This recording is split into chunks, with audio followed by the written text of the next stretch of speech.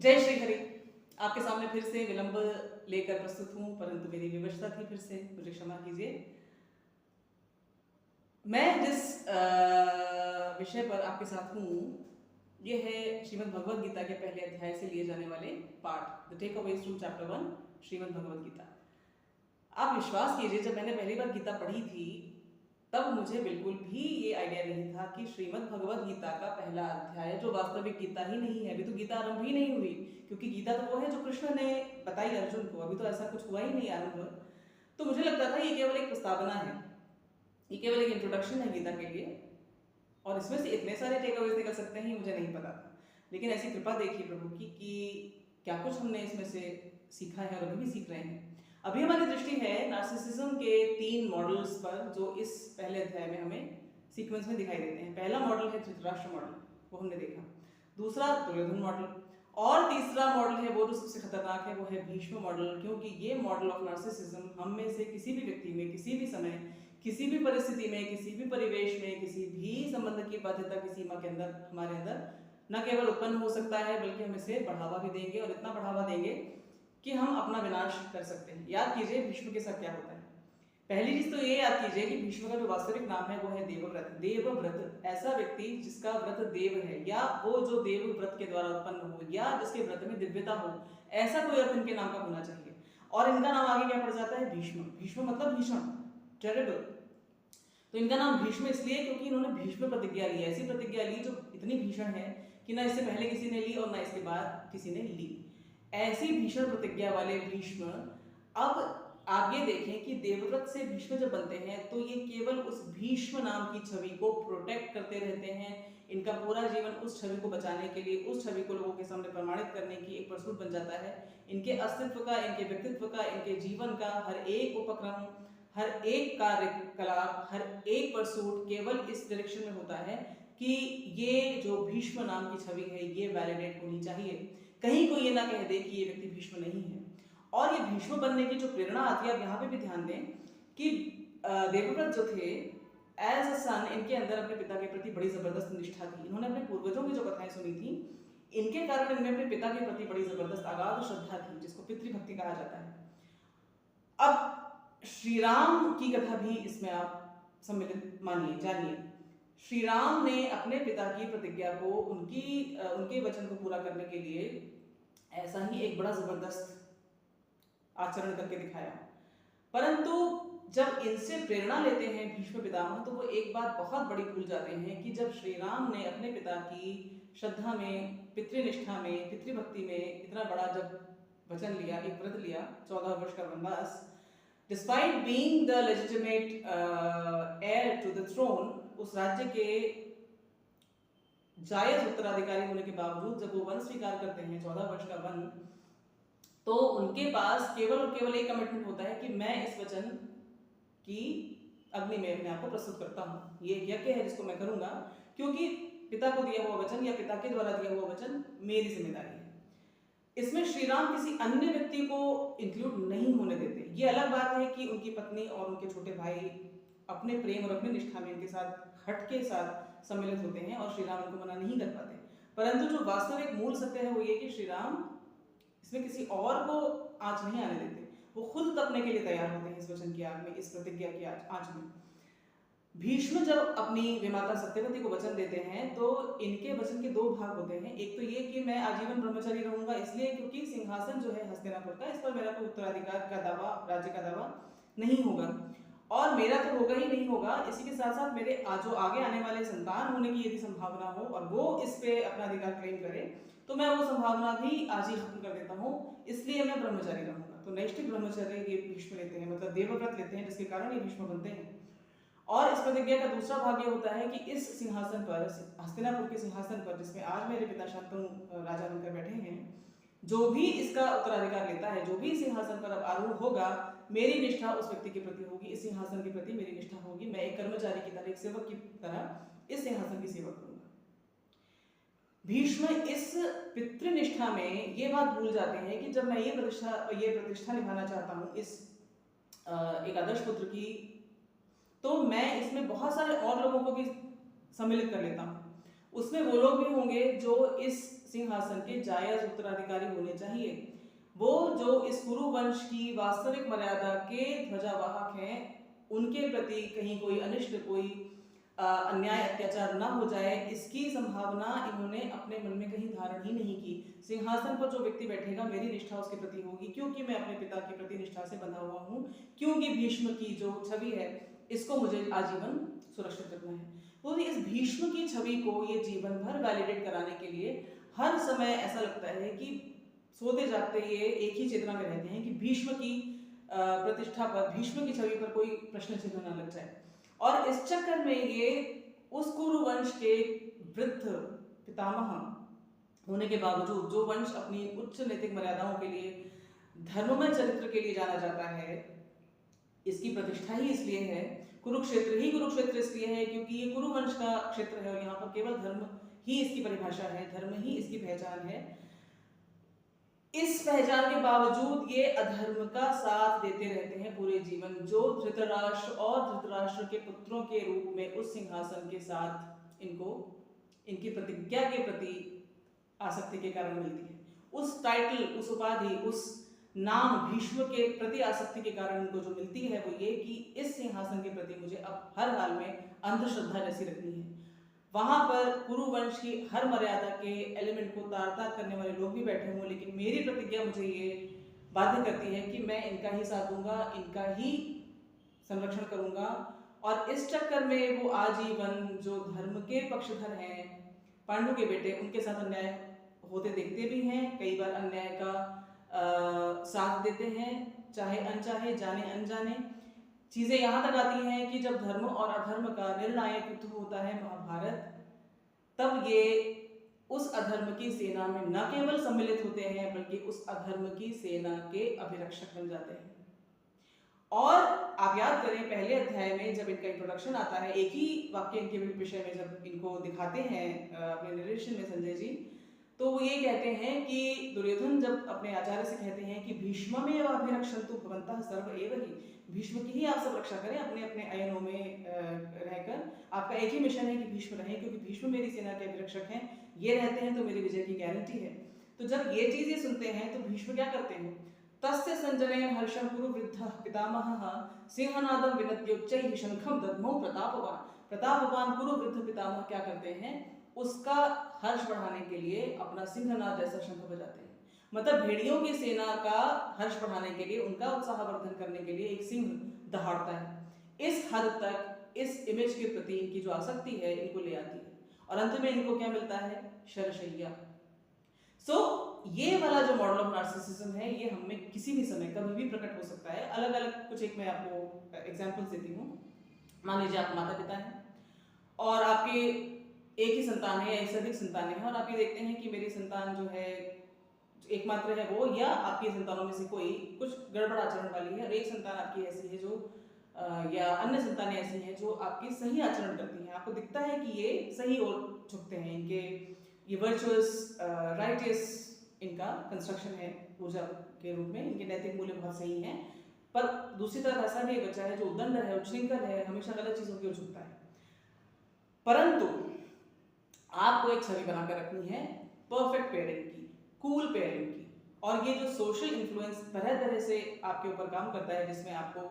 अच्छा पेरेंट कौन होता है ये परिभाषा एक छवि के रूप में आपके सामने प्रस्तुत की जाती है कि आपको इसमें, इस दायरे में रहना है, तभी आप अच्छे पेरेंट बन पाएंगे। तो इस प्रेशर में आप क्या करते हैं कि वो जो भेद होना चाहिए इन दो संतानों के बीच में, या उस संतान के साथ आपको जिस प्रकार का आचरण करना चाहिए जो उसके गलत झुकाव को देखते हुए आपकी जिम्मेदारी है, आप नहीं करते, बिकॉज वो जो छवि है कूल पेरेंट की, आपको उसके साथ आसक्ति है, आपको उसे वैलिडेट करवाना है कि मैं एक अच्छा पेरेंट हूँ, ये सर्टिफिकेट मुझे मिलना चाहिए। आप या तो उसकी उन गलतियों को, उसके उत्पातों को, उसकी उद्दंडताओं को आप या तो बिल्कुल इग्नोर करते हैं, या ये दिखाने के लिए कि मैं तो दोनों के साथ पक्षपात नहीं करता, दोनों को आप एक ही तराजू में तौल लेते हैं। मतलब किसी भी तरह से आप ऐसा कुछ करते हैं जिसमें जो व्यक्ति सही रास्ते पर था ऑलरेडी, क्योंकि याद रखें ये जो संतान बनकर आपके जो व्यक्ति आए हैं, ये संतान इस जन्म में है आपकी, इन्होंने अपनी पिछली यात्राओं में अपने चरित्र बनाए हैं। अब माता पिता के रूप में आपका काम यह है कि जिसमें आप देख रहे हैं कि चारित्रिक विशेषताएं ऑलरेडी बहुत अच्छे स्तर पर हैं, उसको और आप मनोबल उसका बढ़ाएं, उसको और प्रश्रय दें, जिससे वो और आगे बढ़े, रेनफोर्स करें, वहीं जहाँ तो जो वीक है राइटियसनेस में, वर्च्यूज में, जिसका आचरण थोड़ा गलत हो, जल्दी झुक जाता है, उसको आपको ठोकने बजाने की जरूरत है, जिससे कि थोड़ा वो सही रास्तों पर आए। जैसे वो गुरु कुम्हार शिष्टुंभ है, गड़गड़ काढ़े खोट, अंतर हाथ सहार दे, बाहर बाढ़े चोट। तो वो जो उसको जो चाहिए बाहर की चोट, वो आप देते ही नहीं, क्योंकि आपको कूल पेरेंट बनना है, एक वर्जन ऑफ पेरेंट है जिसको आपको निभाना है। इस चक्कर में आप बेसिकली आप क्या करते हैं, आप दोनों के साथ अन्याय कर जाते हैं। इसी तरह से ऐसा हो सकता है कि आपके बच्चे वर्सेस किसी और के बच्चे, आपको पता है कि आपके बच्चे सही हैं, सही काम कर रहे हैं, कोई ऐसा उनके बच्चों के बीच में झगड़ा हो गया और आपने देखा कि मेरे बच्चे सही थे और उनके बच्चे भी, वो आपके संबंधी थे, आपके मित्र थे या अनजाने बच्चे भी थे, परंतु आपको ये एक छवि है कि मैं तो बहुत पक्षपात नहीं करता हूँ, मेरे बच्चे हैं इसलिए मैं कहीं को ये ना कह दे कि मेरे बच्चे हैं इसलिए मैंने इनके साथ पक्षपात कर दिया। तो जहाँ आपको अपने बच्चों का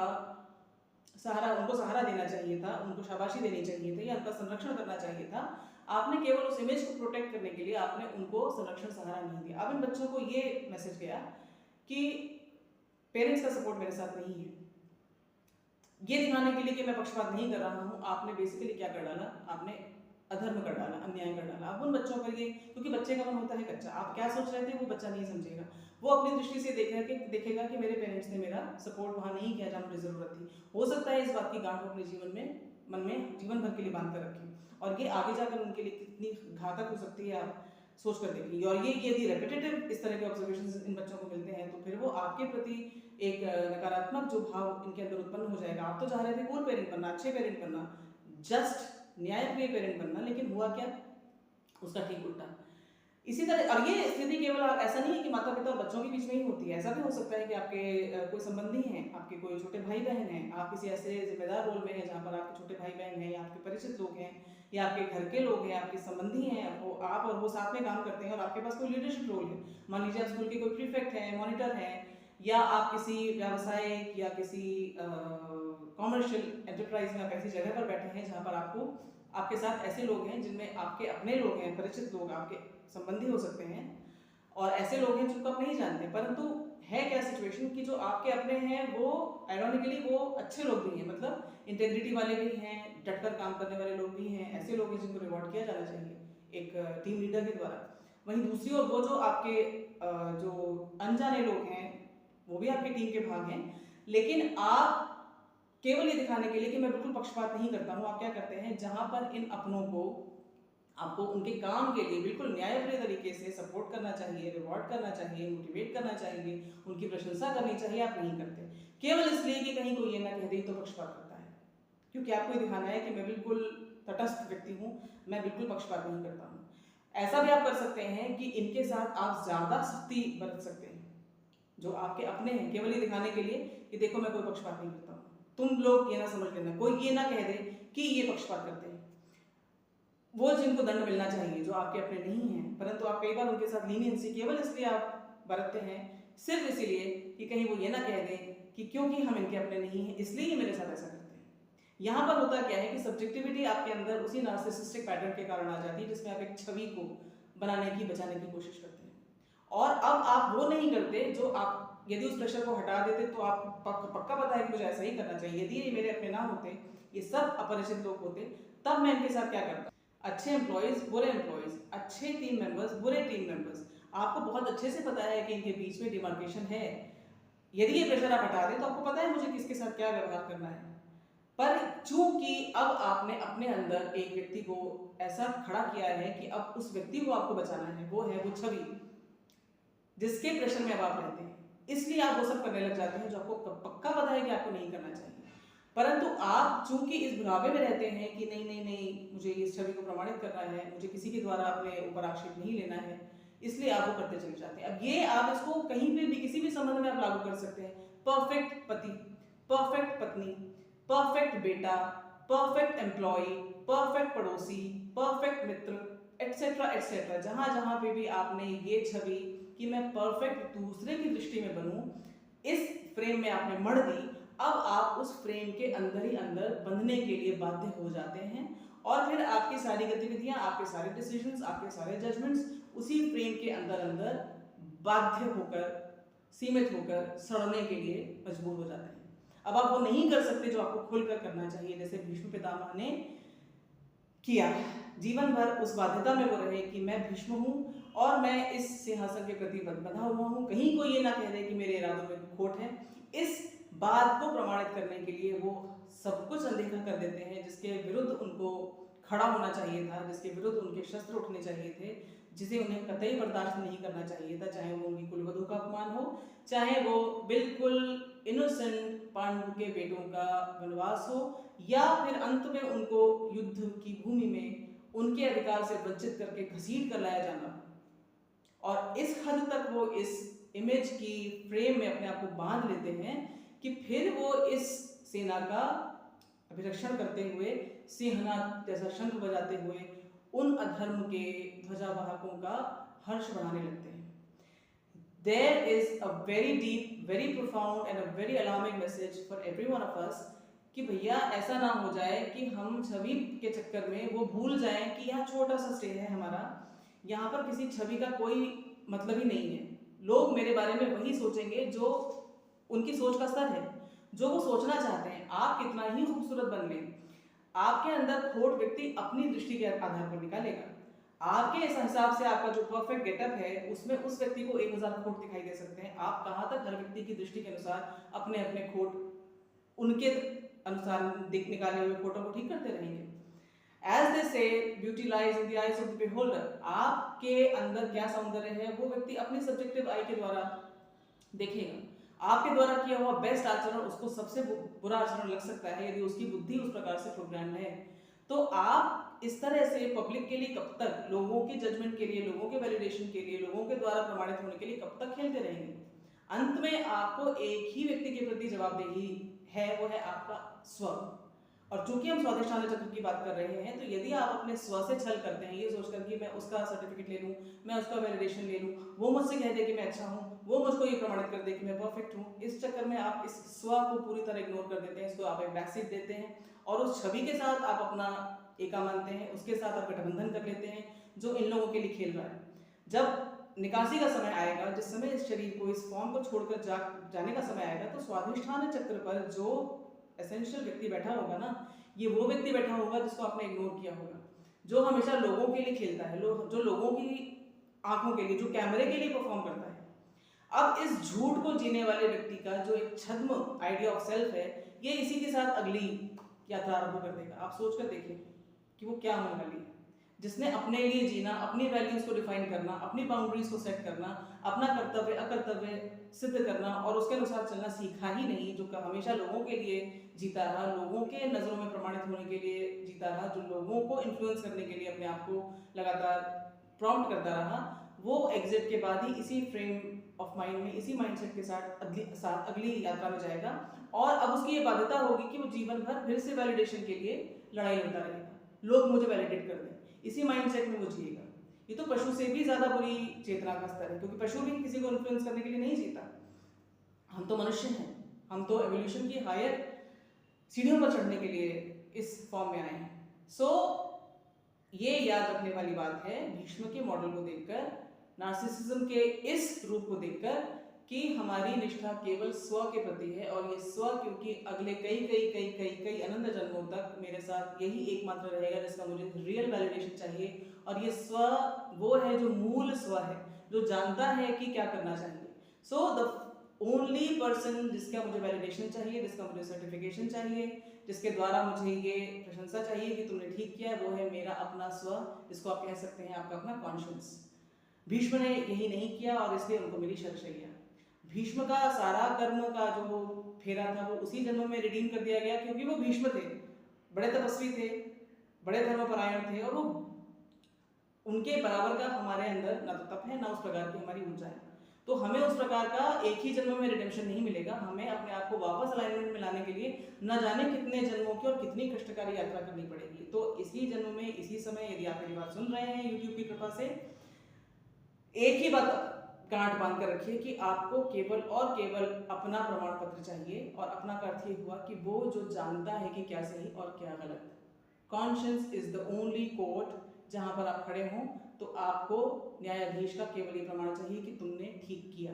रात को जब आप लेटें तो भले ही कितने कष्ट भरे आपको डिसीजंस लेने पड़े, भले ही कितने आपको यात्राएं सहनी पड़ी हों, परंतु आपको ये दिल में ज़रूर तसल्ली होनी चाहिए कि मैंने वही किया जो मुझे करना चाहिए था। मैंने किसी छवि को बनाए रखने के लिए कुछ ऐसा नहीं किया जो मेरा कर्तव्य नहीं था, जो मुझे नहीं करना चाहिए था। मैं अपने कॉन्शियंस की अदालत में पूरी तरह से दोष मुक्त हूँ। मुझे किसी भी प्रकार की यातना, दंड नहीं दिया जाएगा इस मेरी कॉन्शियंस की अदालत में। यानी मैंने आगे के मैनिफेस्टेशंस अपने सुरक्षित कर लिए हैं। बस इतना ही टेक अवे है भीष्म वाले नार्सिसिस्ट के मॉडल से। फिर से मिलूंगी आपसे अगले वीडियो में जब मेरे प्रभु चाहेंगे। तब तक आप अपना ख्याल रखिए और जो आज हमने जिस विषय में बात की है, दृष्टि रखिए अपने हर एक डिसीजन पर, अपने हर एक थॉट पर कि कहीं हम वहां तो नहीं जा रहे। जय श्री कृष्ण।